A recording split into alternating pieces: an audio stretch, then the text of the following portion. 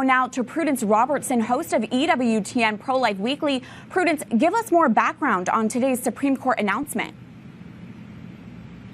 Catherine, the Supreme Court will consider a Fifth Circuit Court of Appeals decision in which it was determined that safeguards on mifepristone, which were struck down in 2016, should be reinstated. Among those vital safeguards, one would prohibit the selling and distribution of abortion pills by mail to women without even an in-person doctor visit. Now, President Biden and Danco Laboratories, which makes abortion pills, appealed the Fifth Circuit's decision to the Supreme Court. It's the latest in court battles surrounding mifepristone.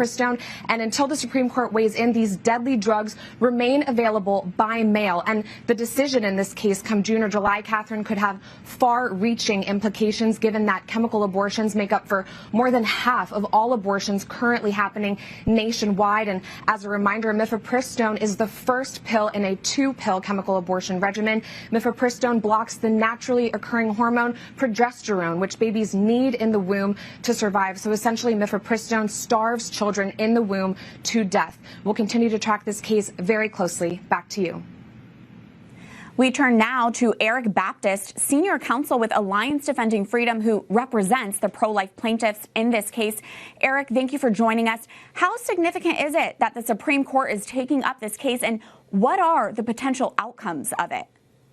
This is a significant case because women's health is in jeopardy, because in particular what the Biden administration did when an authorized mail-order chemical abortion, where now the doctor has been removed from the equation, a woman is not screened before or after she takes drugs that essentially induce labor and delivery in her home, in a dorm room, or in a parent's house without any medical supervision, without a care or management of this process. So it's important that now we have the nation watching and the U.S. Supreme Court to hold accountable the FDA for its illegal actions. Two courts have already agreed with us, and we look forward to presenting our case to the Supreme Court.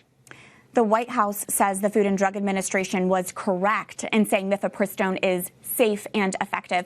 I know you represent medical doctors who have seen the dangers of mifepristone. How would you respond to the White House's claim? The White House is simply wrong. Its own FDA says upwards of 5% of women will present themselves to emergency rooms after taking this drug. That's not safe and effective. And our doctors, our clients in this case, are frontline doctors who work in America's emergency rooms across this country. And they have seen firsthand the harm and damage done to women by FDA's chemical abortion regimen. They've had to treat women for severe hemorrhaging and bleeding and other life-threatening conditions. So simply to say that this is safe is false, inaccurate, and frankly dangerous. Well, to that point, you have been telling us how this case is about safeguarding women and girls. To that point, do you think there is any potential for those who maybe typically advocate for abortion to come and support your argument? This is one of those issues where I hope that everyone who, no matter what part of the spectrum you fall on, left, right, or middle of the road, can come around and agree with us that women deserve better than what the FDA has given them. Because a woman deserves to be screened for life-threatening conditions before she takes dangerous drugs. She deserves to have care by a doctor before she takes the drugs and follow-up care afterwards. Simply taking all those safeguards away from a woman is not pro-women's health. So I hope people who, no matter where you fall on the abortion spectrum, can come in together and support us in this case. Eric, for those who are catching up on this case, can you summarize what the legal battle has looked like so far? We filed our lawsuit just over a year ago on behalf of 4 national medical associations and 4 individual doctors. These doctors have represented and treated and cared for women across this country who have been harmed by chemical abortion drugs. And the FDA has always recognized that emergency room doctors are going to be a big part of the equation because they've recognized that upwards of 5% of women will need to go to the emergency room. And then the FDA has absolved the abortionists from ever having to take care of women for complications after taking these drugs. Our doctors have finally said this, enough is enough. We've been trying to engage the FDA in a meaningful conversation for the last 2 decades to no avail. It's now time for the courts to intervene and to step in and hold the FDA accountable for violating the law. Because when Congress delegated its authority to the FDA to be the nation's drug gatekeeper, it gave specific instructions to the FDA on how to approve a new drug and make changes to a drug regimen.